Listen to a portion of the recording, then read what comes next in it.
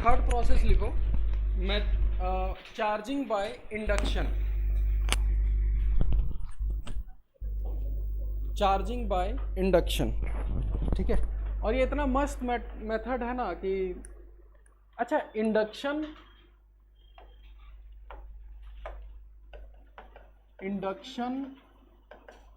और कंडक्शन तो पढ़ लिए हम लोग। अच्छा, कंडक्शन और इंडक्शन में मेन डिफरेंस क्या है? कंडक्शन में सटा देना, इंडक्शन में सटाना नहीं, बिना सटाए हुए चार्ज करना है, ठीक है। तो कैसे करना है समझना ध्यान से कि हेलो,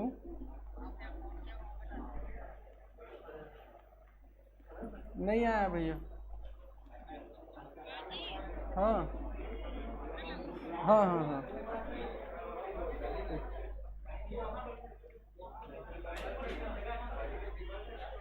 देखो कंडक्शन में तो सटा देते थे तो चार्ज, ए हल्ला मत करो जी, हाँ, कंडक्शन में सटा देते थे तो चार्ज ट्रांसफर हो जाता था। अब इंडक्शन में क्या करेंगे, एक बॉडी जिसके पास कोई चार्ज नहीं है, कोई चार्ज नहीं है, न्यूट्रल है, न्यूट्रल का मतलब जितना पॉजिटिव उतना नेगेटिव, ठीक है। अब क्या किया ना, इसके सामने एक रॉड ले आए, सटाना नहीं, सटाने से क्या हो जाएगा, कंडक्शन हो जाएगा, अगर इसके पास चार्ज होगा तो हम क्या किए, एक रॉड लाए जिसमें नेगेटिव चार्ज था, ठीक है, और बस पास में रखें। अब होगा क्या कि जैसे इसके पास रखेंगे ना, तो इस बॉडी में पॉजिटिव नेगेटिव तो भरा पड़ा है, और जितना पॉजिटिव उतना नेगेटिव, तो ये क्या करेगा, इस बॉडी का जितना पॉजिटिव है उसको खींचेगा, नेगेटिव उस पॉजिटिव को क्या करेगा, अट्रैक्ट करेगा, और जितना नेगेटिव है उसको रिपेल करेगा। तो कुछ देर के बाद इस साइड में पॉजिटिव चार्ज आ जाएगा। कितना पॉजिटिव चार्ज बना है, 5। तो बताओ यहाँ कितना नेगेटिव चार्ज बना है, रीजन, क्योंकि पहले से न्यूट्रल था और चार्ज हमेशा क्या रहता है, कंजर्व, तो +5 और -5 कितना हो गया, 0 हो गया। अब क्या हम बोल सकते हैं कि बॉडी चार्ज हो गया, हाँ या ना?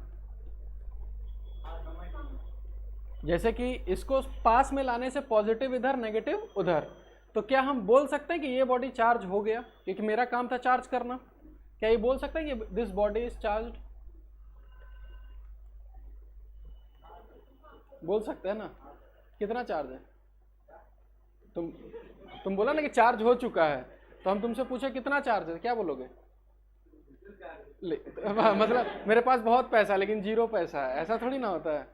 मतलब अभी भी बोलेंगे कि बॉडी चार्ज नहीं हुआ है, क्योंकि अभी भी टोटल चार्ज कितना है, 0। और ये जो तुम्हारा चार्जेस आया ना, ये वाला, ये दोनों, ये वाला और ये वाला, इन्हीं को बोलते हैं इंड्यूस चार्ज, और साथ में इसको टेम्पररी भी बोलते हैं। अच्छा, कोई बता सकता है ये टेम्पररी क्यों है? बगरम से इसको हटा देंगे, वापस मिलके कितना हो गया, 0 हो गया। इसको पहले उतारिए,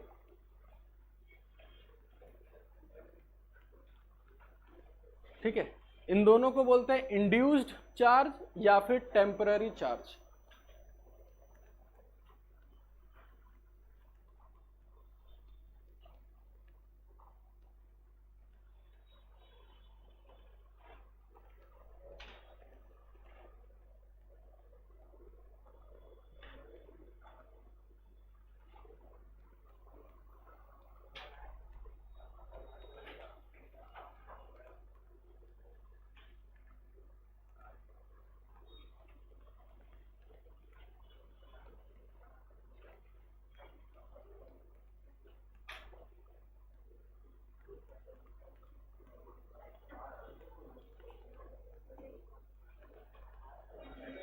हो गया, बैठो बैठो। तो टेम्पररी चार्ज इसलिए बोलेंगे क्योंकि जैसे ही इसको हटाएं वापस चार्ज क्या हो जाएगा, मिल जाएगा, और नेट चार्ज कितना हो जाएगा, 0।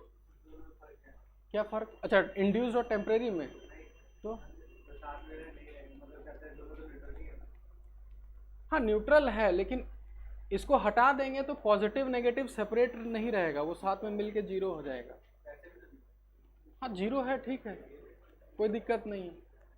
मतलब कि अभी क्या है ना, इसको पास लाने से चार्ज इंड्यूस हो गया। इंड्यूस का मतलब क्या होता है, जैसे कि समझो ध्यान से, तुम खड़े हो, ठीक है, गाना बजा दिए, डांस करना स्टार्ट, और गाना बंद कर दिया, डांस करना बंद। तुम्हारा पोजीशन वही है कि चेंज हो गया? वही है, लेकिन दोनों में फ़र्क है ना, कि एक बार में तुम खड़े थे और दूसरे बार में क्या कर रहे थे? डांस कर रहे थे। वही चीज़ यहाँ पर है। चार्ज भले ही जीरो है, लेकिन जब इसको पास लाए ना तो चार्ज सेपरेट हो गया, और सेपरेट जब होता है तो उसको कौन सा चार्ज बोले? इंड्यूस्ड। ठीक है, और एक तरह से कैसा चार्ज है? टेम्परेरी। पर हम इसको चार्ज तो करना था, तो हम फिर क्या किए, इसी को ग्राउंड से कनेक्ट कर दिए।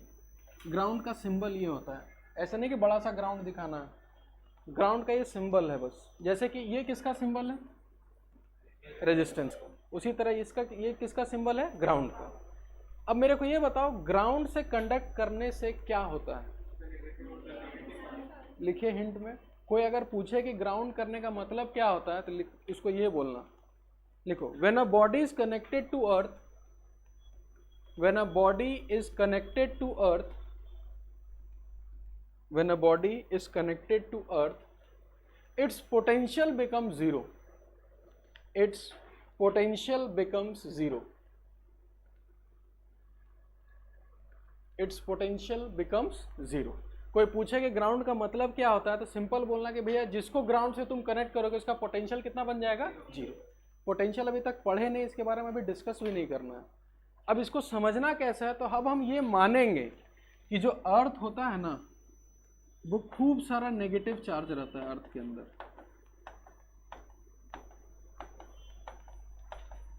अब ये मत लिख देना, कोई पूछे कि अर्थिंग का मतलब क्या होता है, तो ये मत बोलना कि अर्थ है नेगेटिव चार्ज भरा पड़ा है, ऐसे नहीं बोलना है। उसको सिंपल बोलना है कि अर्थ से कनेक्ट करोगे तो उसका पोटेंशियल कितना हो जाएगा? जीरो। अब हम लोग ये एज्यूम करके चलेंगे कि अर्थ एक नेगेटिव चार्ज का बहुत बड़ा समुद्र है, और समुद्र से तुम एक लोटा पानी निकाल लोगे तो समुद्र को कोई दिक्कत, और एक लोटा पानी दे दोगे तो भी कोई उसको दिक्कत नहीं, उसका वॉल्यूम कभी चेंज होगा? वही हाल यहाँ होने वाला है। ये नेगेटिव इस पॉजिटिव को एक तरह से पकड़ के रखा है। कैसे? अट्रैक्ट किया कि भाई तुमको तो हम नहीं जाने देंगे, और ये नेगेटिव इस नेगेटिव को क्या चाह रहा है? रिपेल, के यहाँ से दूर भागो। और यहाँ दिख रहा है कि इधर बहुत बड़ा समुद्र है, और हमेशा कौन सा चार्ज फ्लो करता है? नेगेटिव। ये सारा नेगेटिव चार्ज उठ के कहाँ चला जाएगा?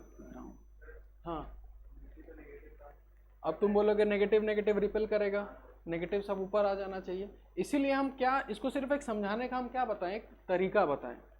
एक्चुअल में क्या होता है, इसका पोटेंशियल कितना हो जाता है? जीरो। एक्चुअल में क्या था ना, पॉजिटिव, ये आगे जाके पढ़ेंगे कि ये जब चार्ज हो जाता है इसका पोटेंशियल हाई हो जाता है। जब स्विच बोर्ड से तुमको करंट क्यों लगता है पता है? क्योंकि स्विच बोर्ड कितने वोल्टेज में है? 220 वोल्ट। और दूसरा जो हमारा पैर है वो किससे कनेक्टेड है? अर्थ से। और अर्थ का पोटेंशियल, और हाथ किस में सटा हुआ है? 220। तो 220 और जीरो पोटेंशियल डिफरेंस हो गया, और जब पोटेंशियल डिफरेंस रहेगा चार्ज फ्लो करना स्टार्ट। तो आगे जब हम लोग पोटेंशियल मेथड पढ़ेंगे तब इसको और क्लियर समझ में आएगा कि जब इसमें तुम्हारा कुछ चार्जेस आ गया है प्लस और माइनस, तो एक पोटेंशियल क्रिएट हो जाएगा, और इसका पोटेंशियल कितना है? जीरो। तो पोटेंशियल डिफरेंस के कारण ये नेगेटिव किधर फ्लो हो जाता है? नहीं, ऐसा कभी नहीं आगे जाके सोचना है कि चार्ज नहीं है तो पोटेंशियल नहीं है। पोटेंशियल हो भी सकता है, नहीं भी हो सकता है। इसलिए बोले कि चीज़ों को अभी कंफ्यूजन नहीं करना है, अभी पोटेंशियल पढ़े ही नहीं तो उसके बारे में डिस्कस ही नहीं करना है। हम समझने का खाली एक तरीका बताएं कि ये नेगेटिव, ये इस नेगेटिव को क्या कर रहा है? रिपेल कर रहा है। तो ये नेगेटिव कहाँ चला जाएगा? अर्थ में। ठीक है, अब मेरे को बताओ कि जब नेगेटिव अर्थ में चला गया, सेकेंड केस में अब क्या होगा? ये नेगेटिव नेगेटिव नेगेटिव, इस तरफ खाली क्या बचा? पॉजिटिव। और ये सारा नेगेटिव कहाँ जा चुका है? अर्थ में। ठीक है, अब ये बॉडी चार्ज है या नहीं है? है, क्योंकि अब बॉडी पे चार्ज पूछेंगे तो बता सकते हो कितना चार्ज है? +5। ठीक है, ये उतारो, इसको पहले उतार लो। क्या क्या किए? सॉरी,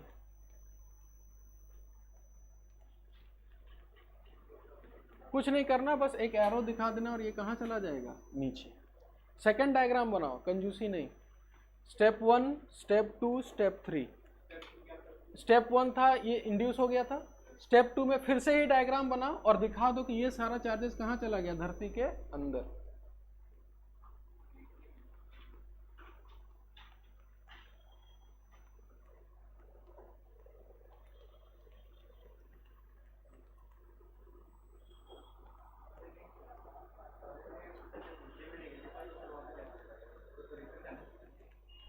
तुम्हारा बोलना भी सही है, लेकिन अभी इस सिचुएशन में हम लोग नहीं है जो पोटेंशियल मेथड से समझा पाए इसको, क्योंकि हम लोग इलेक्ट्रिक पोटेंशियल अभी तक पढ़े ही नहीं है। जब हम लोग पोटेंशियल मेथड पढ़ेंगे ना, तब जाके तुमको क्लियर होगा कि एक्चुअल में सर वो जो बताया ना, खाली झूठ बता रहे थे, समुद्र वमुद्र है। एक्चुअल में क्या होता है कि अभी हम लिखवाएं कि कनेक्ट करने से पोटेंशियल कितना बन जाता है, 0 बन जाता है। बस ये याद रखने का एक तरीका है, बस बताएं, ठीक है। अब ये स्टेप 2 में दिखा दिया, अंदर चला गया। स्टेप 3 में ये वाला दिखाओ, सॉरी कहाँ चला गया जी, हाँ स्टेप 3 में ये वाला दिखाओ।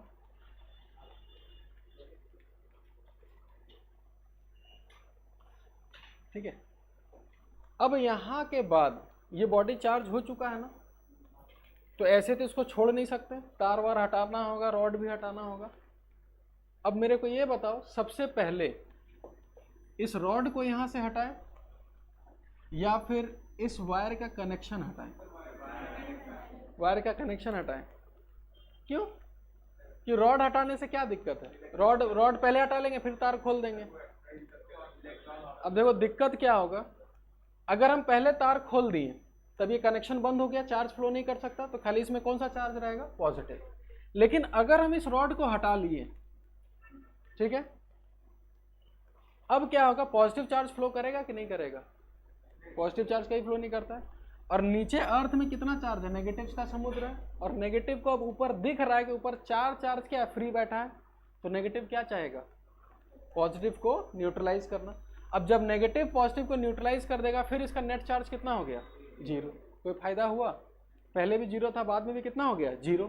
तो समझदारी क्या है, सबसे पहले क्या करोगे, वायर हटाओ, ये डिस्कनेक्ट करोगे, स्टेप 1। उसके बाद इसको हटाना है, स्टेप 2। लिख लो वहाँ पर, ये सबसे इंपॉर्टेंट था चीज़, जो कहीं बुक में नहीं लिखते हैं या कहीं नहीं बताते हैं, पर आपको याद रखना है। सबसे पहले तार डिस्कनेक्ट करना है स्टेप 1 में, और उसके बाद आपको ये स्टेप 2 में ये रॉड हटाना है। और अगर आप ये पहले हटा लिए तो दिक्कत हो जाएगा।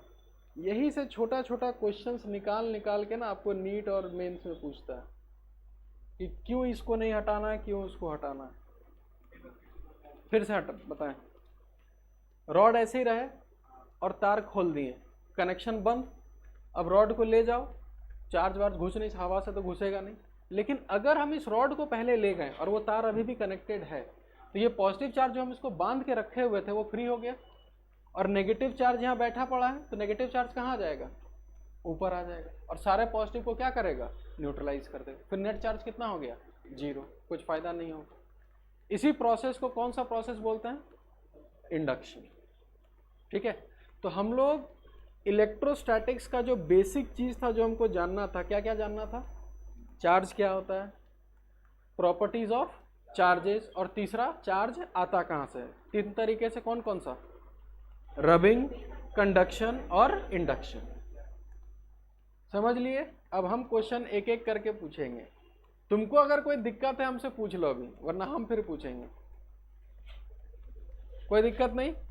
पहला क्वेश्चन, ये जो बॉडी है ये कंडक्टर होना चाहिए कि इंसुलेटर होना चाहिए कि कोई भी बॉडी होना चाहिए?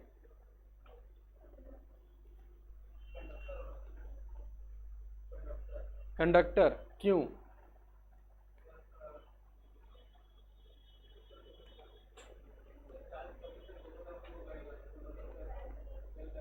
क्योंकि इंडक्टर में जो तुम्हारा होता है, जैसे कंडक्टर और इंसुलेटर जो होता है, तो इंसुलेटर में चार्ज फ्लो करेगा, नहीं करेगा? तो कभी चार्ज सेपरेट हो सकता है? नहीं। तो चार्ज सेपरेट किस में होगा, कंडक्टर्स में होगा।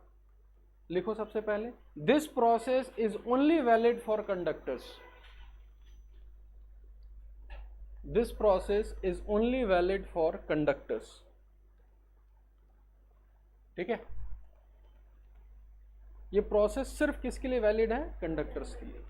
ठीक है, अब इस प्रोसेस में बॉडी का मास एक्सचेंज होगा, क्योंकि इलेक्ट्रॉन ट्रांसफर हो तो मास तो ट्रांसफर होगा। अब हम 2 तरीके बता रहे हैं। ठीक है, सबसे इंपॉर्टेंट नीट और थोड़ा मेंस के लिए 2 कंडीशंस बता रहे हैं। पहला, 2 बॉडी ले लिए, एक बार हम नेगेटिव रॉड लाएंगे तो यहाँ इस तरफ पॉजिटिव आएगा और इस तरफ क्या आएगा, नेगेटिव, और अर्थ से कनेक्ट किए थे, याद है? इस केस में नेगेटिव नीचे जाएगा। सेकंड केस में यहाँ रॉड लाएं, जो रॉड कौन सा चार्ज था, पॉजिटिव, तो यहाँ कौन सा चार्ज आएगा और इधर कौन सा आएगा पॉजिटिव। अब इसको अगर ग्राउंड से कनेक्ट करें तो अब बताओ पॉजिटिव नीचे, क्योंकि ये तो नेगेटिव इसको बांध के रखा है, कहीं नहीं जाने देगा। अब ये पॉजिटिव नीचे जाएगा कि नहीं जाएगा, नहीं जाएगा, क्योंकि पॉजिटिव चार्ज मूव नहीं कर सकता। तो होगा क्या, नेगेटिव ऊपर आएगा। इस केस में पानी दे दिए 1 लोटा और उस केस में 1 लोटा पानी ले लिए। अब मेरे को ये बताओ, दोनों केस में इलेक्ट्रॉन ट्रांसफर हो रहा है तो मास ट्रांसफर तो हो रहा है, इसमें मास बढ़ेगा कि घटेगा, घटेगा, और इस केस में मास बढ़ेगा। दोनों उतार लो फटाफट।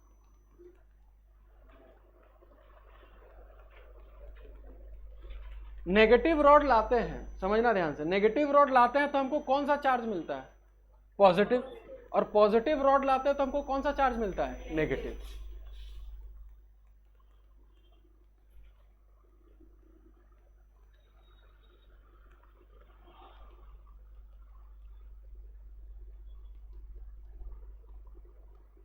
अगर इतना डीपली सब पढ़ोगे ना तो तुमको क्वेश्चन कहीं से भी पूछा जाएगा, छोटा से छोटा क्वेश्चंस भी बना सकते हो, लेकिन इतना डीपली पढ़ना होगा। खाली बस इतना पढ़ लिए कि इंडक्शन में लाते हैं रॉड और चार्ज हो जाता है, अर्थ कनेक्ट करते हैं, तो उससे कुछ नहीं होगा। आपको क्लियर ये पता होना चाहिए कहाँ मास बढ़ेगा, कहाँ मास घटेगा, कंडक्टर होगा कि इंसुलेटर होगा, सब कुछ।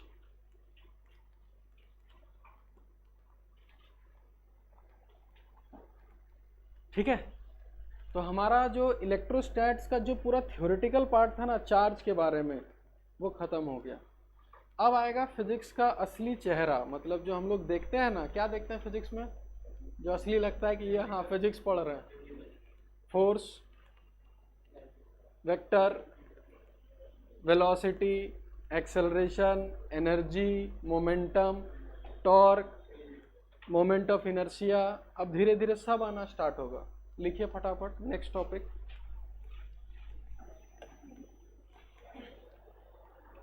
लिखिए Coulomb's law. Coulomb's law, Coulomb's law. जिस तरह से हम लोग 11th में पहला स्टार्ट किए थे, कौन से लॉ से, न्यूटन्स लॉस, उसी तरह यहाँ कौन सा लॉ है, न्यूटन लॉ। न्यूटन लॉ देखो क्या बोला है, पहले लॉ समझ लो। कानून समझना बहुत इंपॉर्टेंट है ताकि आप जाके कहीं गलती ना करो। उस कानून के अकॉर्डिंग कोई भी दो चार्ज Q1 और Q2 जिसके बीच सेपरेशन कितना है, R, ठीक है, ये एक दूसरे को या तो रिपेल करेगा या तो अट्रैक्ट करेगा। वो डिपेंड किस पे करेगा कि चार्ज लाइक चार्ज है कि अनलाइक चार्ज है। ठीक है, चलिए, तो ये दोनों जो है रिपेल या अट्रैक्ट करेगा। मान के चलो दोनों पॉजिटिव चार्ज है, तो Q1 Q2 को रिपेल करेगा और Q2 Q1 को रिपेल करेगा। इतना तो सबको पता है। Q1 Q2 को किधर धकेलेगा, किस डायरेक्शन में, हम 3 डायरेक्शन बता रहे हैं, first, second, third.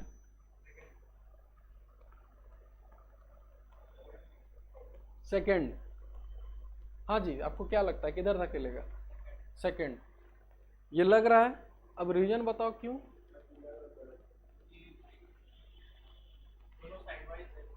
Side wise है।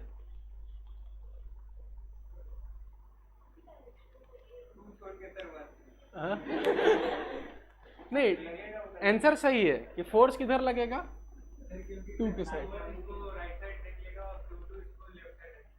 तो इस ये भी तो राइट ही साइड है ना जी, ये भी तो मतलब सबसे पहला चीज, कभी भी दिक्कत महसूस ना हो तो हमेशा याद रखना, लिखो सबसे पहले, पॉइंट लिखते जाओ। ठीक है, हर चीज क्लियर होना चाहिए कि किधर किधर। लिखो, force is always towards the line joining the charges. Force is always towards the line joining the charges. Line joining the charges.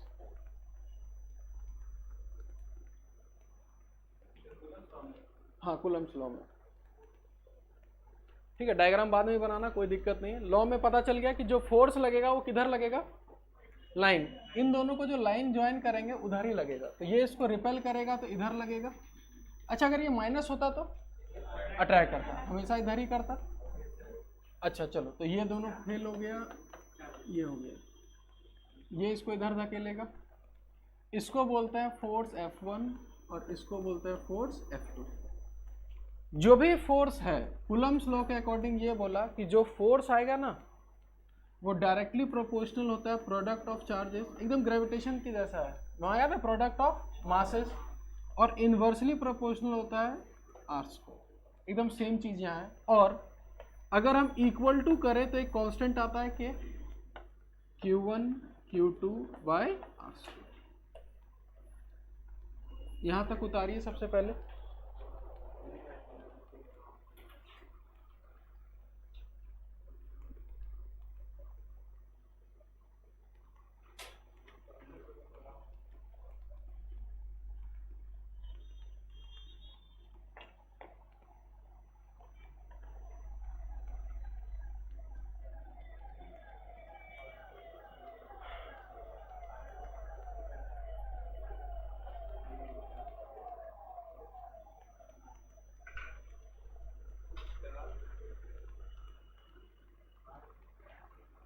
चलिए उतार लिए यहाँ तक। अब आगे फोर्स का वैल्यू होगा K Q1 Q2 bye R², और इस K का वैल्यू कितना होता है कोई अगर बताना चाहो तो? कांस्टेंट तो होता है, लिखिए K का वैल्यू 9 × 10⁻⁹, और इसका यूनिट देखो यहीं से निकाल सकते हो। कैसे देखो, K अगर इक्वल टू आएगा तो F × R² हो जाएगा, और Q1 Q2 किधर आ जाएगा नीचे, तो F का यूनिट होता है क्या, न्यूटन, R² क्या हो जाएगा metre square, divided by coulomb का होल स्क्वायर। इस K के बारे में बाद में बात करेंगे, एकदम लास्ट में इसको, इसका जो भेद है लास्ट में खोलेंगे K होता क्या है। अभी हमको मान के चलना है कि K क्या है, एक कांस्टेंट है, 9 × 10⁹। ठीक है। अच्छा एक चीज और, इसी में देखें अगर Q1 Q2 है तो एक फोर्स F1 इधर हो गया, एक फोर्स F2 इधर हो गया। अब अगर हम यहाँ पर ये दिए हुए हैं कि Q1 बड़ा है और Q2 क्या है, छोटा,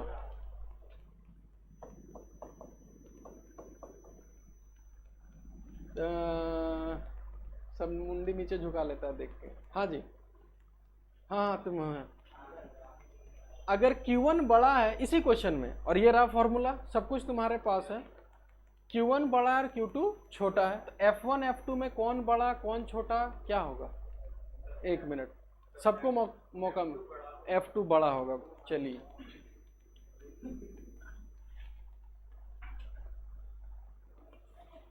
F1 बड़ा होगा, चलिए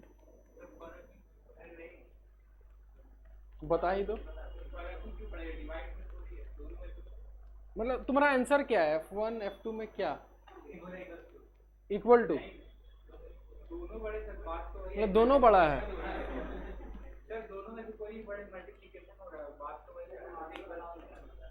मेरा क्वेश्चन क्या था, ये इस पे फोर्स लगाएगा, ये इस पे फोर्स लगाएगा, तो ये फोर्स और ये फोर्स को अगर हम रिलेट करें कौन बड़ा कौन छोटा, हम ये पूछ रहे हैं। बराबर होगा, F2 बड़ा होगा, F1 बड़ा होगा। चलिए तुरंत वोटिंग करवा लेते हैं, बराबर के पक्ष में कौन कौन है? चलिए ठीक है, F1 के पक्ष में और F2 के पक्ष में। चलिए अब एक काम करते हैं, अगर हमको कुछ नहीं पता और हमको फॉर्मूला निकालना है ना कि क्या होता है, तो F1 अगर निकालना होगा तो फॉर्मूला क्या लिखेंगे, K Q1 Q2 bye R², और F2 भी निकालना होगा तो क्या फॉर्मूला लिखोगे, K Q1 Q2 bye R²। दोनों का फोर्स क्या आएगा, सेम। या फिर इसको बहुत सिंपल शब्दों में बोला जा सकता है, न्यूटन्स थर्ड लॉ पढ़े होगे। न्यूटन्स थर्ड लॉ क्या था, हम उस पर जितना फोर्स लगाएंगे वो भी मेरे पे उतना ही फोर्स लगाता है। यानी कि हम, अच्छा अर्थ हमको खींच रहा है, अर्थ हमको खींच रहा है कि नहीं खींच रहा है, तो हम भी अर्थ को खींच रहे हैं, बराबर फोर्स बराबर है ना, इसमें किसी को कोई दिक्कत नहीं होना चाहिए कि अर्थ हमको खींच रहा है तो हम भी अर्थ को खींच रखे हैं, और दोनों फोर्स क्या है, सेम है। उतार लो फटाफट ये वाला, किसी को कुछ पूछना हो पूछ लेना, कोई दिक्कत नहीं है। चलिए बेसिक चीज हो गया, इसको हटाया जाए फटाफट। वेक्टर्स कितने लोग का मजबूत, मतलब थोड़ा बहुत पढ़ा हुआ है ना। चलिए, कुछ भी नहीं।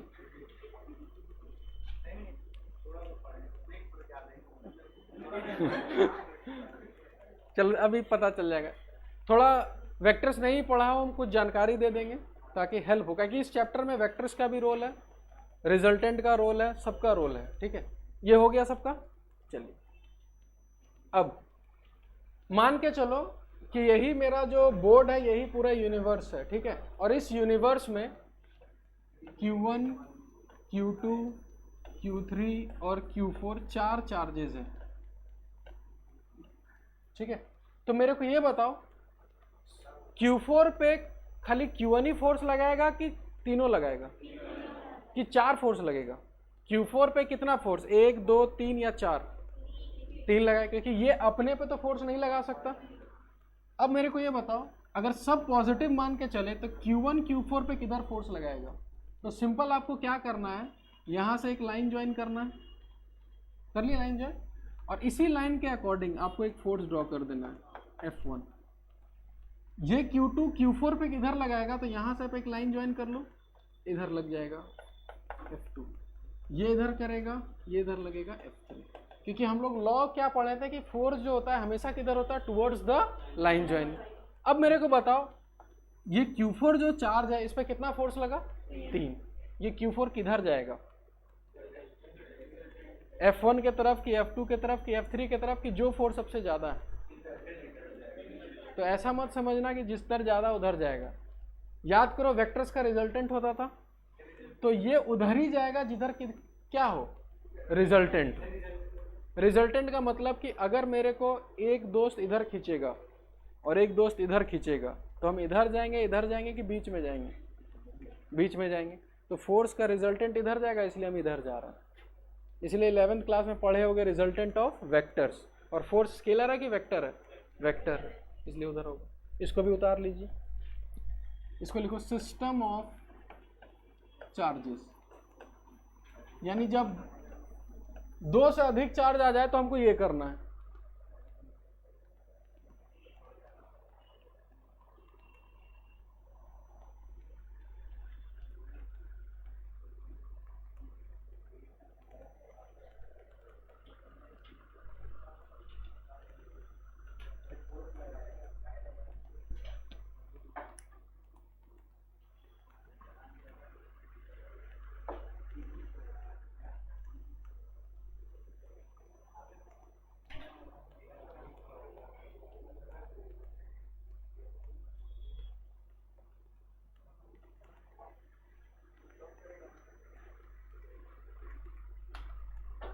चलिए, हो गया सबका। अब आते हैं हम लोग का जो मेन चीज़ हम लोग के लिए यहाँ बैठे हैं, न्यूमेरिकल्स के लिए, जेई मेन और नीट और एडवांस।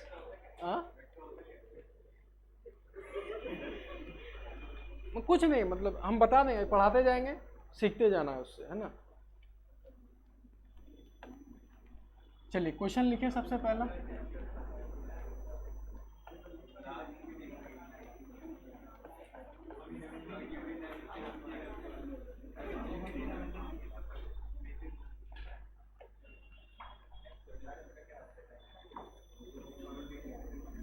ठीक है, देखो ध्यान से, 3 चार्जेस है, plus Q plus Q plus q, और सारा चार्जेस इसका डिस्टेंस कितना दिया हुआ है? r। किसी भी एक चार्ज पे कितना फोर्स? 2 फोर्स लगेगा। किसी भी एक चार्ज को पकड़े, इसको पकड़ लिए, तो इसको कौन कौन फोर्स लगाएगा? ये और वो। इसको पकड़ोगे तो कौन लगाएगा? ये और वो। क्वेश्चन लिखिए, find the net force on any one of the charge। किसी भी एक चार्ज पे आप नेट फोर्स बता दो फटाफट। पहला आंसर √3 kq²।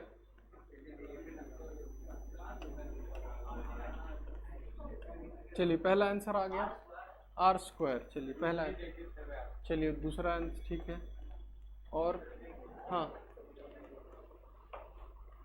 ट्राई करो सब लोग, ट्राई करो, कुछ नहीं करो, ईमानदारी से जो बताए ना, किसी भी एक को सेलेक्ट करो कौन किसको किधर फोर्स लगा रहा है वो लिखो, और जो मन करे वो ट्रिप बनाओ, कोई दिक्कत नहीं। आपको जो सही लगे ट्राई करो। किसी भी एक चार्ज पर आपको नेट फोर्स निकालना है, कितना लगेगा।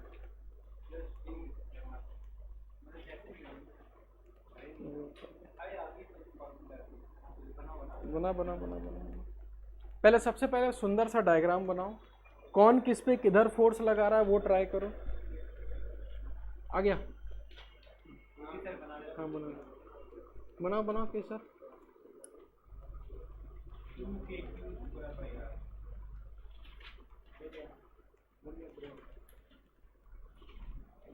उस आधा दूर सही गया, बस आधा गलत हो गया। तो फिर आप पुट कर देते के कर देते। पुट नहीं करना है, के क्यू के टर्म्स में आंसर देना है। आया कुछ? चलिए पहला क्वेश्चन है, हम ही बनाते हैं, ठीक है। इधर देखो, किसी भी, वो बोला ना any one of the charge, किसी भी एक को सेलेक्ट करो। जैसे कि हम इसको सेलेक्ट कर लिए, इसको सेलेक्ट कर लिए, हाँ जी तुम अभिषेक।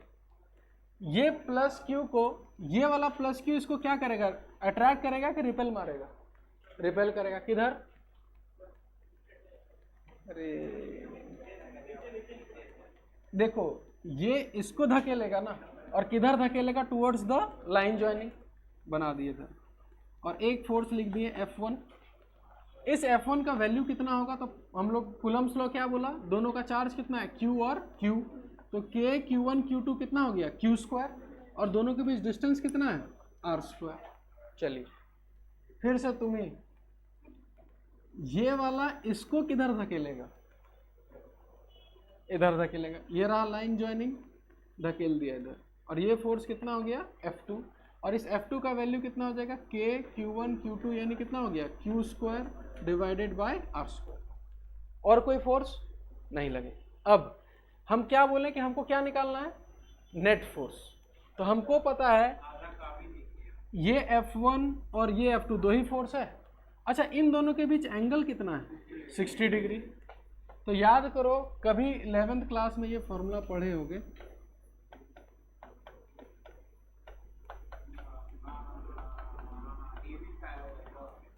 पढ़े थे ना। ये किसी काम के लिए पढ़े थे, किस काम के लिए, रिजल्टेंट के लिए।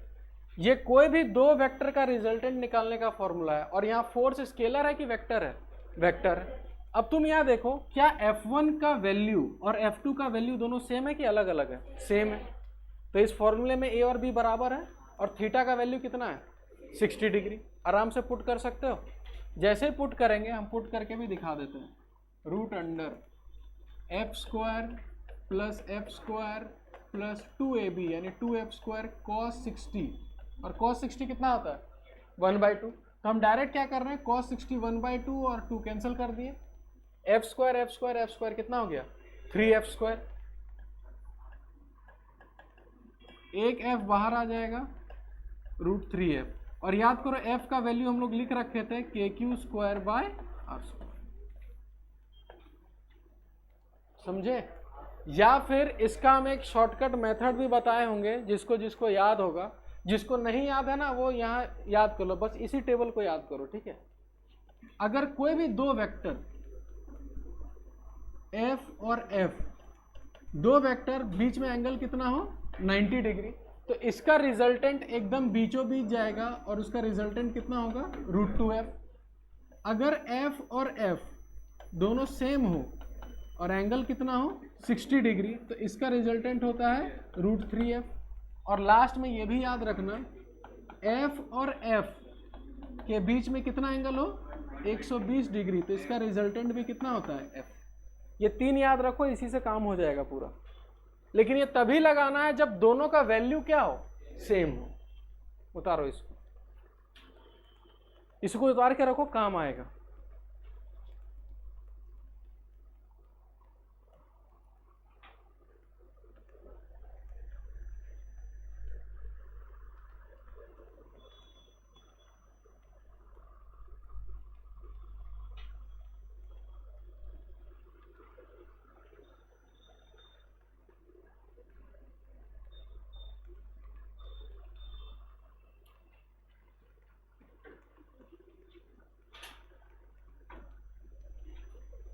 चलिए हो गया।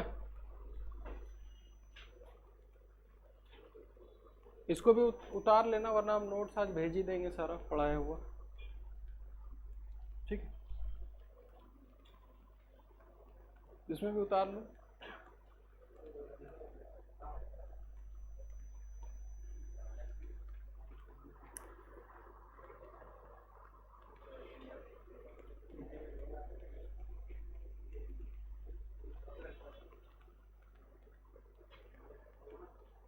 चलिए आगे बढ़े।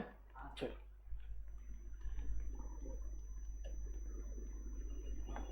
एक क्वेश्चन फिर से लिखो और देखते हैं कितना जल्दी आंसर दे सकते हो फिर से।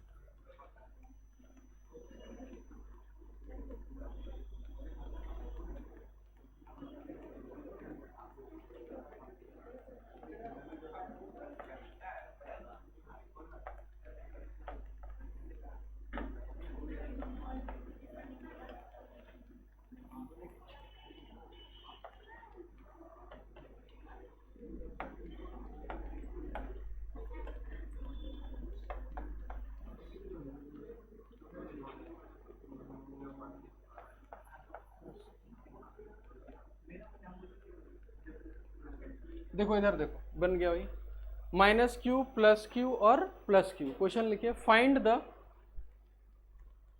The net force on any one of the positive charge. Find the net force on any one of the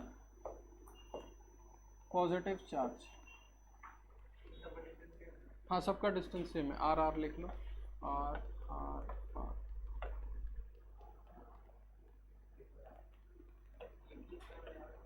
हाँ, k q square by r square. चलिए बढ़िया, जितने लोग समझ में आ गया बढ़िया। अरे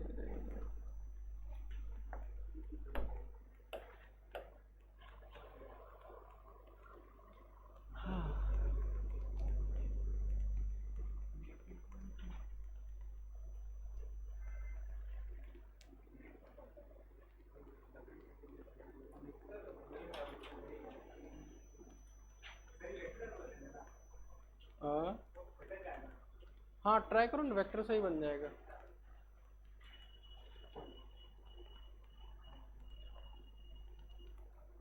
चलो ट्राई करो, ट्राई करो।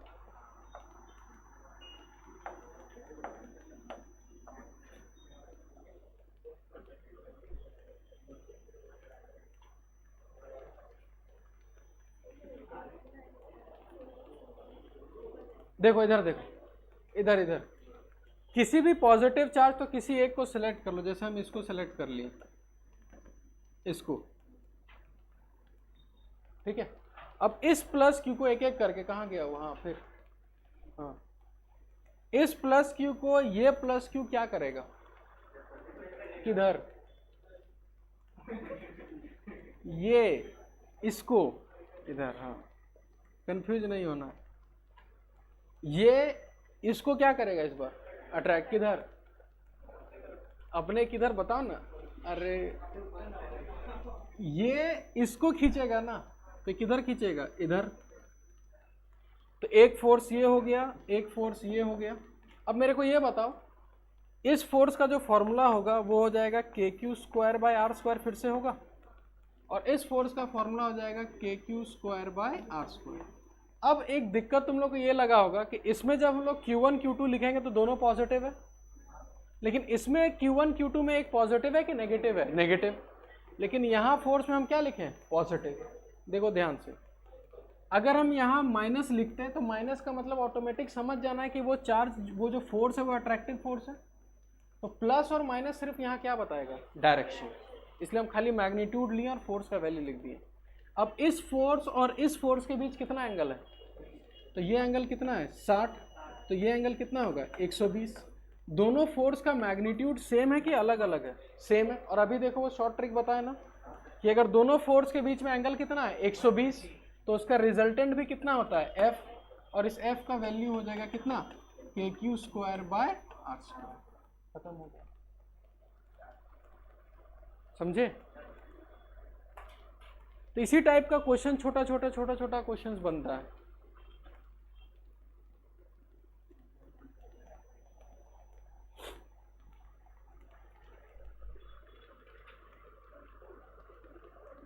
आगे बढ़ा जाए जल्दी जल्दी।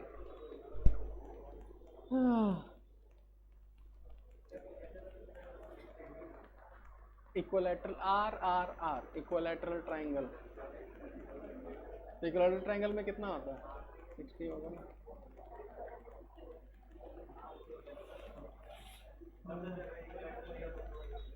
तो दो होता तो देखा जाता, फिर आइसोसेलेस होता तो कुछ एंगल दे देता वो।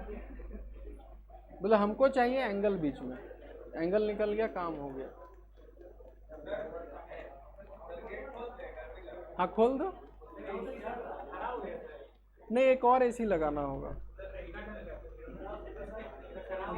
हमको आइडिया नहीं है, शायद इसको सर्विसिंग करवाना होगा, देखते हैं। चलिए आगे बढ़ते हैं। हाँ यहाँ तक हो गया। नेक्स्ट लिखिए आगे।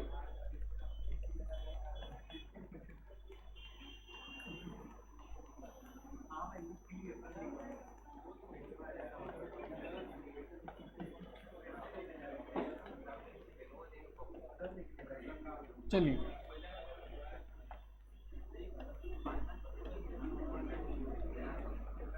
क्वेश्चन लिखिए। Find the net force on any one of the charges. हमको नहीं, अभी हम कुछ नहीं बोलेंगे, अभी आपका समय है, फिर 3 मिनट बाद मेरा समय चालू होगा, देखते हैं। नहीं आपको अगर शॉर्टकट मेथड पता हो ना तो उतना स्पीड कर सकते हैं। देख लो हम अभी कुछ नहीं बोलेंगे, अभी आपको जो समझ में आए कर सकते हैं।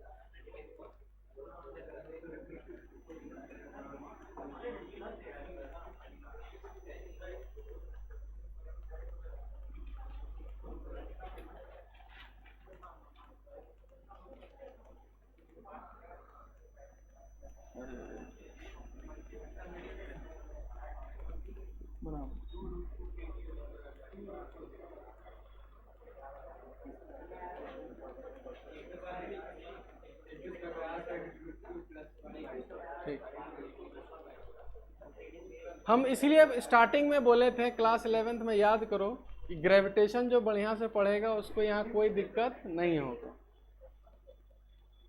अब मेरा बात सीरियसली नहीं लिया तुम लोग। अगर ग्रेविटेशन पढ़े होते तो ये सब वही है, कोई दूसरा चीज नहीं है।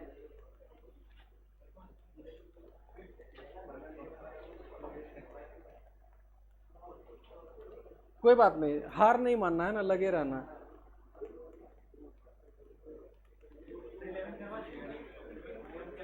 हाँ संडे स्टार्ट करेंगे, करवा देंगे, लेकिन पूरा नहीं, जैसे होता है ना कि कुछ अब पूरा 11th। हाँ इम्पोर्टेंट वाला वो होगा।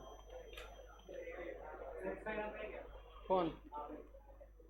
हम इंस्टाग्राम पे हैं लेकिन चलाते नहीं है ज़्यादा। चलिए हाँ जी, बनाओ, इसको बनाने के लिए दिए हैं। ट्राई, देखो एक चीज याद रखना, जब तक ट्राई नहीं, देखो तुम बैठा है चुपचाप, जब तक ट्राई नहीं करोगे नहीं होगा, भले गलत करो सही करो कुछ करो। देखो केसर कम से कम डायग्राम बना के बैठी कि किधर किधर लगेगा फोर्स। चलिए यहां तक तो हुआ ना कम से कम।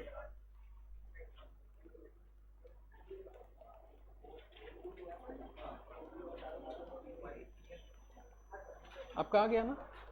Root 2 times q square by root 2r, एकदम सही है, ठीक है।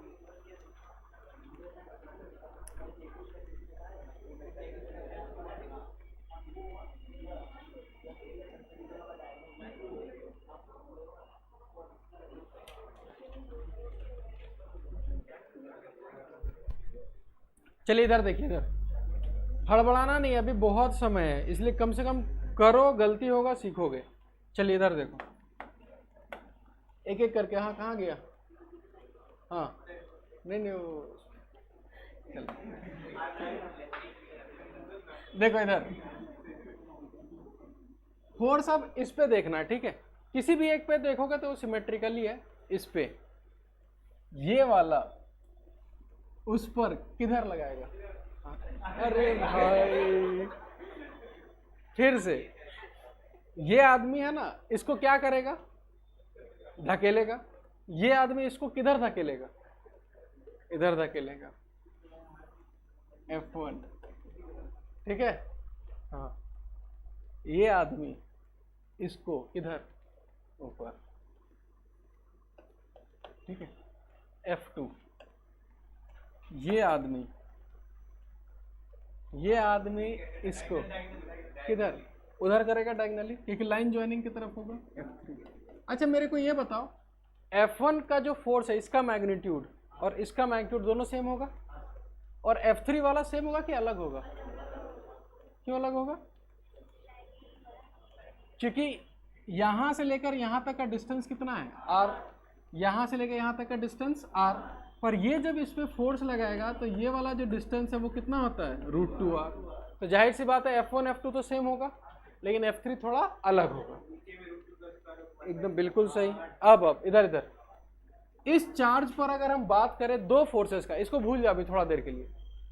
ये दोनों जो फोर्स लगाएगा F1 और F2, ये दोनों का मैग्नीट्यूड सेम है कि अलग है? सेम है। और इन दोनों के बीच एंगल कितना है? तो इन दोनों का रिजल्टेंट इधर ही भागेगा, और कितना टाइम्स? √2 टाइम्स। चलिए अब ये इधर आ गया √2 टाइम्स F, और √2 टाइम्स F आ गया इधर, और F3 पहले से इधर ही है, इन दोनों का डायरेक्शन क्या है? सेम। तो क्या हम बोल सकते हैं जो नेट फोर्स होगा वो √2 टाइम्स F प्लस F3 होगा? अब √2 टाइम्स F, और F किसका लिखे थे? इन दोनों का कितना हो जाएगा? KQ²/R² प्लस, और इन दोनों का फोर्स कितना होगा? तो KQ1 Q2 कितना हो गया? Q², और इन दोनों के बीच कितना डिस्टेंस है? √2R, और √2R का होल स्क्वायर कितना हो जाएगा? 2R²।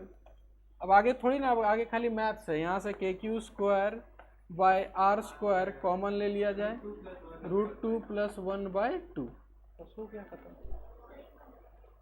पर कॉन्फिडेंस नहीं था। चीज बहुत आसान है, एक बार इसको जब तक विजुलाइज नहीं करोगे, अंदर से वो फिजिक्स वाला फील नहीं आएगा, तब तक ये सब नहीं बनेगा। और डरना मत, हम तो बोलते रहे कि बनाओ, कम से कम गलती होगा होने दो, कोई दिक्कत नहीं है, ठीक है? एक लास्ट क्वेश्चन जो किसी से नहीं बनेगा, फिर भी कम से कम दिखेगा तो होता कैसा है। क्वेश्चन लिखिए।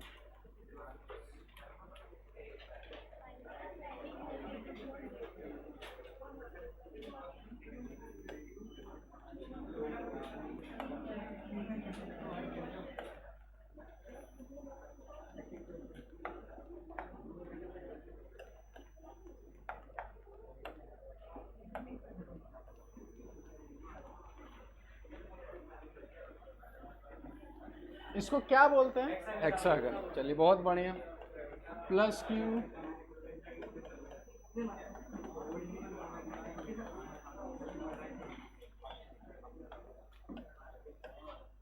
चलिए ठीक है। यहाँ टोटल कितना चार्ज है? 6। तो किसी भी एक चार्ज पे कितना फोर्स? बस नेट फोर्स बता दीजिए, बस कितना आसान है ना। चलिए, और किसको सेलेक्ट करिएगा तो वो भी हम बताते हैं। इसको सेलेक्ट कर लो, चलो इसी पे बता दो net force. Find F net. चलिए कुछ नहीं, अपने ऊपर 5 मिनट इन्वेस्ट करिए, है ना, कि किधर क्या लगेगा।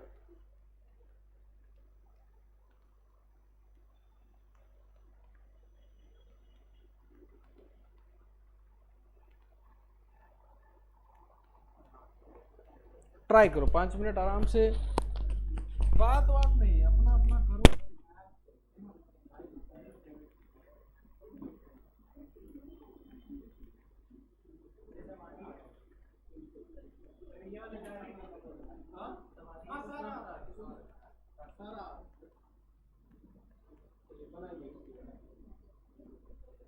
जितना दिमाग लगा सको लगाओ, गलती हो कोई डरना नहीं है। और इसका भी आंसर तुम एक लाइन में लिख सकते हो अगर तुमको सारा शॉर्टकट मेथड पता हो तो। देखने में बहुत डिफिकल्ट लगेगा लेकिन जब बनाओगे तो एक लाइन में बन जाएगा। बस आना चाहिए कि कैसे बनाना, तो यही बता दूँ। एकदम सही जा रहा है, एकदम ये 2 मिनट बैठना कि जब क्या लगेगा। हाँ तो कम से कम ड्रॉ करना तो सीख गए, आगे बहुत थोड़ा बात, वरना उसके जैसा इधर इधर करते रह जाओ।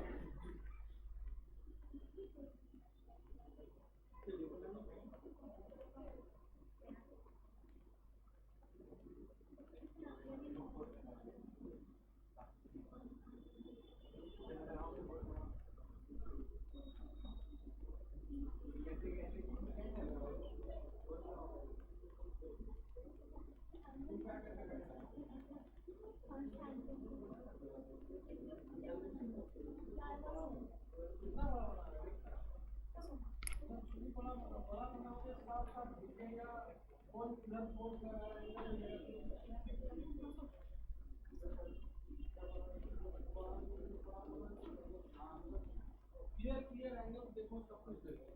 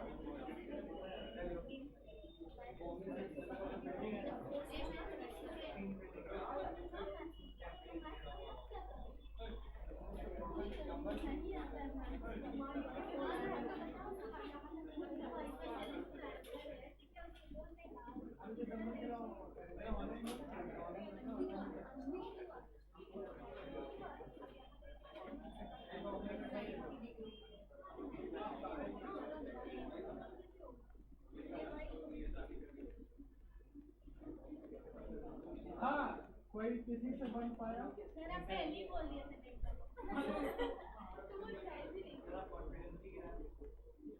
यही तो मजा आता है जब टीचर बोले तुमसे नहीं बनेगा तो डबल रफ्तार से खून दौड़ना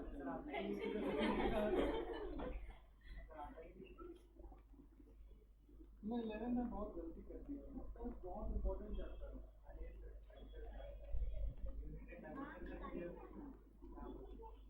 और जिसको वेक्टर में अच्छा करवाने का शॉर्टकट पता उसके लिए ऑनर करता हूँ। नहीं पढ़े तो वन पार्ट नहीं करवाते तो ट्राई करना नहीं नोट फिजिक्स का यही ड्रॉबैक है। आप कितना भी नोट बना लो कुछ नहीं बना लो तो समझ में नहीं आएगा। जब समझ आ गया उसके बाद ग्यारह आधा उसके बाद स्टोरी की चलिए हम पता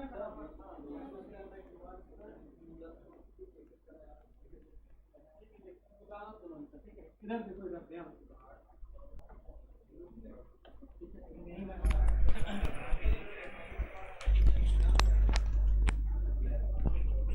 देखो इधर देखो इधर। हाँ जी हाँ। इस चार्ज पर कौन कौन फोर्स लगाएगा? पांचों लगाएगा और पांचों इसको क्या करेगा? रिपेल करेगा। चलिए ये इसको किधर रिपेल करेगा? बहुत बढ़िया F1 ये उसको ऊपर। चलिए पहले इन दोनों का कर लेते हैं उसके बाद बाकी देखते हैं, ठीक है। ये एंगल कितना होता है कोई बुद्धि? 120। तो ये भी कितना होगा? 120। देखो कितना आराम से निकल गया कि ये दोनों फोर्स का मैग्नीट्यूड सेम होगा कि अलग अलग होगा? सेम होगा। और 120 में रिजल्टेंट इधर ही जाएगा और इसका F हो जाएगा KQ² डिवाइडेड बाय R²। यहाँ तक किसी को दिक्कत नहीं। चलिए दूसरा, ये वाला प्लस Q, इस प्लस Q को इधर मारेगा, इसको बोलते हैं F2। ये वाला इसको इधर मारेगा F2। क्या ये दोनों F2 सेम होगा कि अलग अलग होगा? सेम होगा, एकदम आइडेंटिकल है।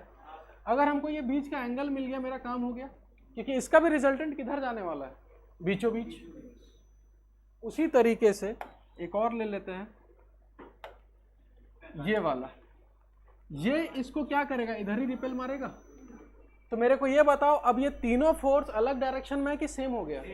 लास्ट में तीनों को क्या करना है, जोड़ देना है, क्वेश्चन खत्म हो गया। बस आपको दिक्कत खाली कहाँ पे आएगा कि ये इस पे जो फोर्स लगा है डिस्टेंस आर है, ये इस पे फोर्स लगा है डिस्टेंस आर है, बस ये डिस्टेंस थोड़ा मेहनत करके निकाल लो। ये डिस्टेंस मेहनत कर, अच्छा ये डिस्टेंस सेम होगा। ये डिस्टेंस कितना होता है, 2r होता है, यानी जो मेहनत लगना है खाली यही डिस्टेंस निकालने में लगना है। इसका भी हम तरीका बता देते हैं कितने आसानी से निकलेगा। थोड़ा अगर मैथ्स पता हो तो इससे यहाँ से परपेंडिकुलर ड्रॉ कर दो, ये r पता है और ये परपेंडिकुलर है, तो ये एंगल 60 डिग्री हो गया, एक राइट एंगल ट्राइंगल बन गया। तो ये r है, ये एंगल 60 डिग्री है, तो ये वाला डिस्टेंस निकलेगा कि नहीं निकलेगा? ये हो जाएगा r cos 60 और ये वाला हो जाएगा r sin 60, और r sin 60 कितना होगा, √3r/2। तो ये √3r/2 और इधर वाला √3r/2, टोटल कितना हो गया, √3r। बस इतना ही मेहनत में मेंस हो जाएगा जी, इतने ही मेहनत करना, इससे थोड़ी ना हम ज़्यादा बोल रहे हैं। और इसमें कोई भारी चीज़ नहीं है, बस तुमको लॉजिक पता करना है और थोड़ा सा अपना बुद्धि लगाना है बस। उतारो इसको फटाफट। बीच का 2r कैसे होता है, देखो ध्यान से। ये हेक्सागन है, यहाँ ऐसे ऐसे ट्राइंगल्स बनता है ना, ये ट्राइंगल्स, ये सारा ट्राइंगल्स इक्विलैटरल हो जाता है। तो जब इक्विलैटरल हो जाएगा तो ये r होगा, तो ये भी, तो टोटल डिस्टेंस 2r होगा। हाँ, फिर से √3 कैसे निकला, यहाँ फिर से बताते हैं। आप यहाँ से एक परपेंडिकुलर ड्रॉ करिए, ड्रॉ कर दिए, ये 120 था तो उसका आधा कितना हो गया, 60। इस राइट एंगल ट्राइंगल को हम यहाँ ड्रॉ कर रहे हैं,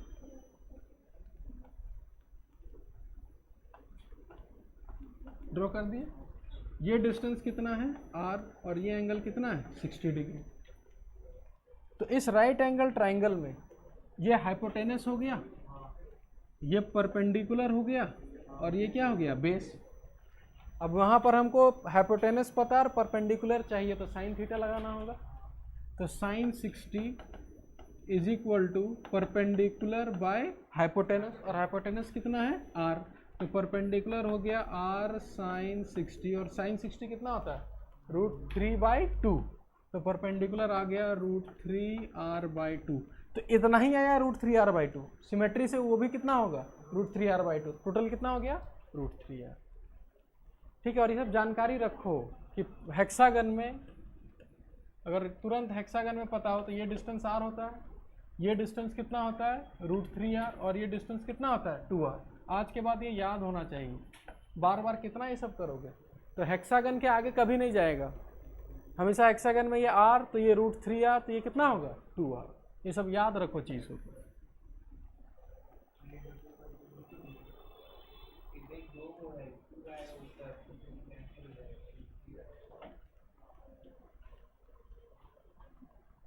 चलिए आगे बढ़े फिर, चलिए।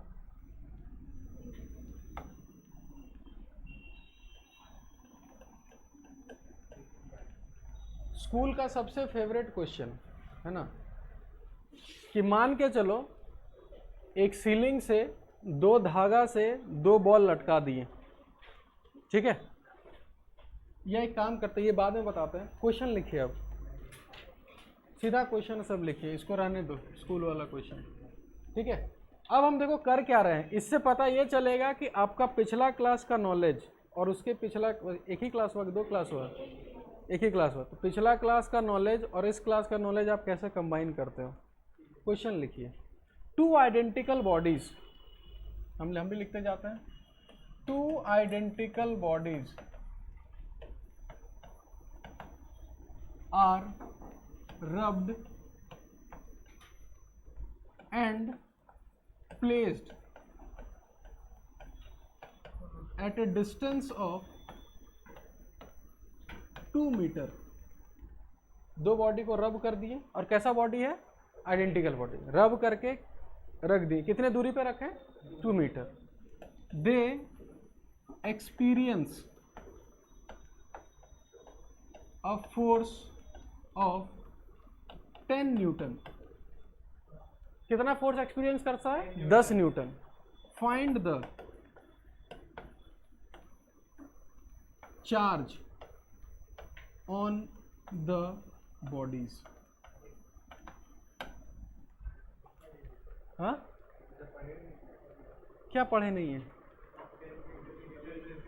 सब पढ़े हो, सब पढ़े हो। एक बार क्वेश्चन बढ़िया से पढ़ो, उसको थोड़ा समझो कि क्या बोला है क्या नहीं बोला है। इसका जब सॉल्यूशन देखोगे लगेगा बहुत आसान है। ट्राई करो, पहले समझो कि क्वेश्चन में क्या है। कभी हार मत मानो, क्वेश्चन को समझो क्या लिखा है क्या नहीं लिखा है।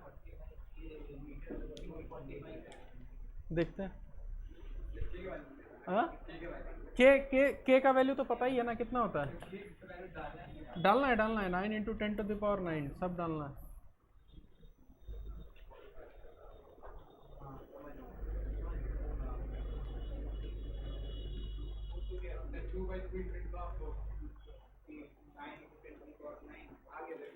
आ गया? चलिए बहुत बढ़िया, ट्राई करो आराम से, कोई दिक्कत नहीं है।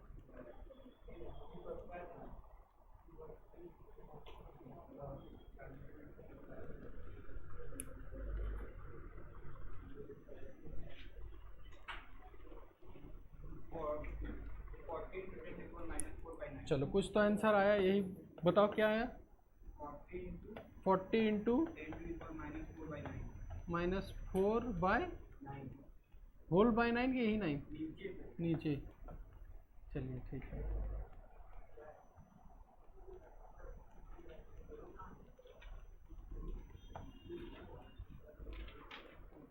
तुम्हारा 2/3 नीचे होगा, मतलब -4 4√10 2√10 3 इंटू 10 टू द पावर, पूरा रूट में, तो पूरा रूट आ जाएगा। तो चलो ठीक है, चलो ठीक। अब देखो इस क्वेश्चन को समझो, ठीक है? क्वेश्चन को समझो कि क्या है ना। चलो सबसे पहले दो बॉडी को क्या किया गया? रब। अब याद करो, process by charging by friction. दो बॉडीज को रब करते हैं तो दोनों बॉडीज में चार्ज आता है। कौन सा चार्ज? एक में +q तो दूसरे में -q। चलिए, तो एक में आ गया +q और दूसरे में आ गया -q। इतना तो पता चल गया कि दोनों में चार्ज सेम है, बस एक में प्लस है दूसरे में माइनस है। तो ये दोनों रिपेल करेगा कि अट्रैक्ट करेगा? अट्रैक्ट करेगा। और कितने दूरी पे रखा गया? 2 मीटर।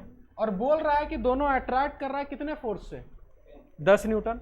और कूलम हमको बता के गया कि जो फोर्स लगता है वो K Q1 Q2 यानी कितना हो गया? Q² divided by R²। देखो इस क्वेश्चन में सब दिया हुआ है। इस फोर्स का वैल्यू कितना दिया हुआ है? इस R का वैल्यू कितना दिया हुआ है?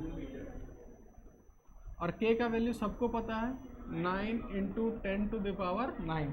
तो इस इक्वेशन में बचा क्या? खाली तो नहीं निकाल लोगे जी, खाली मैथ्स है यहाँ पर। अब थोड़ा मैथ्स खाली सीख जाओ। 2 इंटू 2 कितना हो गया? 4। इधर आएगा तो कितना हो गया? 40। और ये वाला पूरा पार्ट नीचे उतर जाएगा।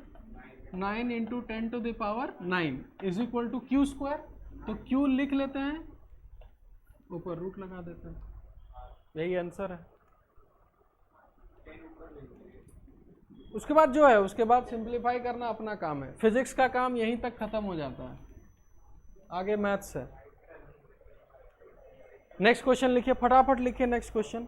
किसी को कोई दिक्कत तो नहीं इसमें? क्वेश्चन लिखिए, ठीक है? लिखिए, बस 15 मिनट और, ठीक है? क्वेश्चन लिखिए। Two bodies having some charges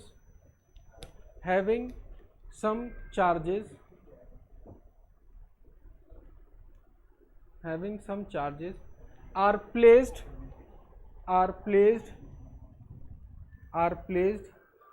at a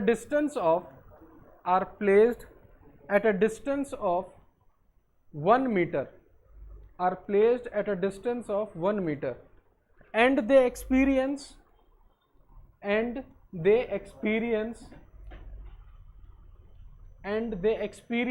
a force of 10 Newton. और कितना एक्सपीरियंस फोर्स करता है? 10 न्यूटन. ठीक है, full stop. Now both the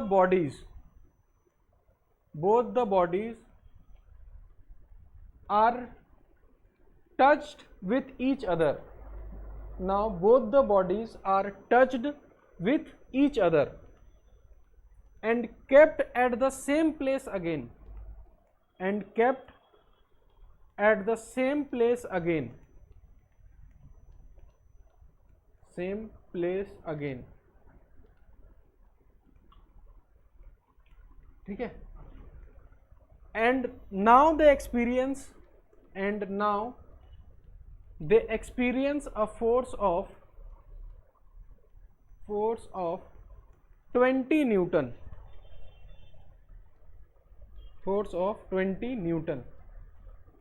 Then find the charges in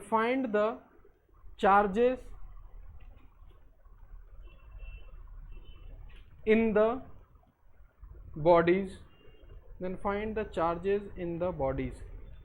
नीचे लिख लेना bodies are identical. ठीक है. तो क्वेश्चन इस टाइप का आएगा. उस क्वेश्चन को पूरा समझो, पूरा फ्रेम करो कि इस क्वेश्चन में क्या बोला गया है, बॉडी क्या किए क्या नहीं किए, अच्छे से समझो. उसके बाद उस क्वेश्चन को प्लॉट करो. तुरंत क्वेश्चन बनाने पे मत उतरो, क्वेश्चन समझो पहले बढ़िया से क्या लिखा है, फिर उस क्वेश्चन को कॉपी में प्लॉट करो.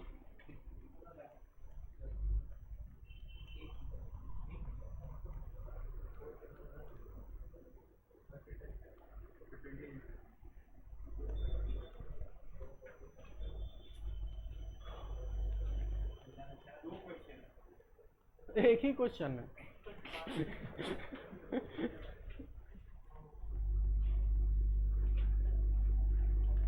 क्वेश्चन पढ़ के पहले समझो क्या है, उसके बाद ही बनाने उतरना. ये नहीं कि कुछ भी लिख रहे हैं फिर.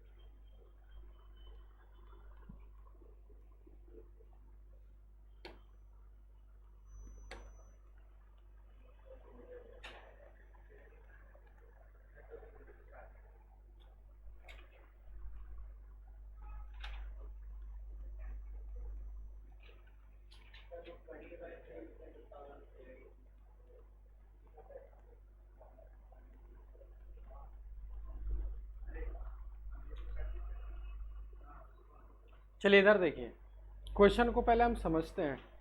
यहाँ कितना बॉडी है? 2 बॉडी. और क्या बोला है कि 2 बॉडीज हैविंग सम चार्जेस. मेरे को ये बताओ कितने लोग दोनों बॉडी में चार्ज दोनों में क्यू क्यू मान लिए? कोई तो हो गए. यहाँ कहीं लिखा है कि दोनों बॉडीज में सेम चार्ज है? बोला कि कुछ चार्जेस है, तो कुछ चार्जेस है तो एक में मानेंगे प्लस Q1 और दूसरे में क्या मानेंगे? और ये दोनों चार्ज के बीच में कुछ तो डिस्टेंस होगा. और क्या मान लो, मानने को कुछ भी मान सकते हैं. Q1 Q2 हम मान लिए, पॉजिटिव आएगा तो पॉजिटिव, नेगेटिव आएगा तो नेगेटिव. Q1 Q2 मान लिया. जैसे कि हम क्या बोल रहे हैं कि हम कुछ मानेंगे नहीं पॉजिटिव की नेगेटिव। हमको लास्ट में क्या निकालना है? चार्ज। हम कुछ नहीं माने, हम माने कि Q1 Q2 चार्ज है, वो पॉजिटिव है कि नेगेटिव हमको कुछ नहीं पता। जैसे find the value of x, तो प्लस x लेके चलते हो कि माइनस x? x लेके चलते हो, लास्ट में प्लस आया तो प्लस, माइनस आया तो माइनस। हम दोनों को Q1 Q2 मान लिए। अब F इज इक्वल टू के Q1 Q2 divided by r square. पहले के केस में कितना फोर्स एक्सपीरियंस कर रहा है? 10।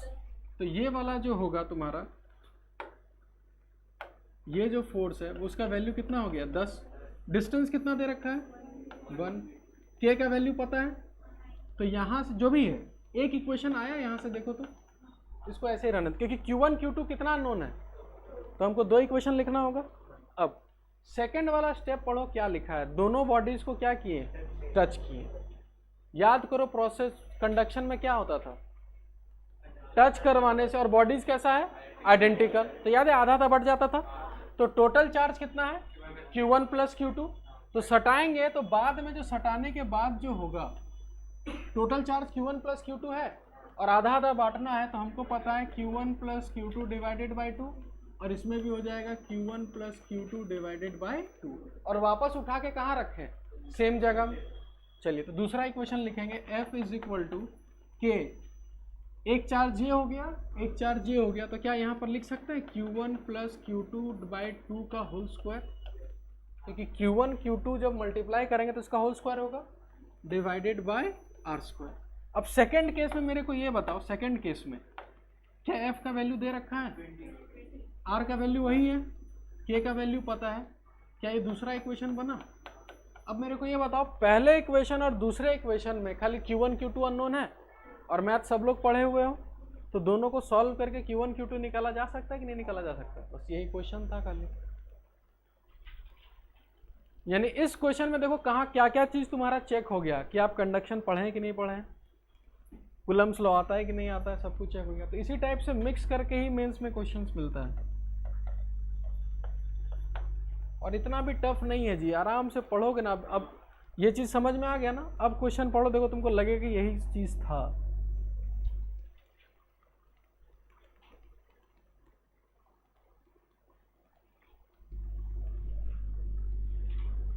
सबको समझ में आया कि अभी भी डाउट है इसमें? आ गया ना? तो आज इतना ही रखते हैं फिर, ठीक है ना? हाँ ठीक।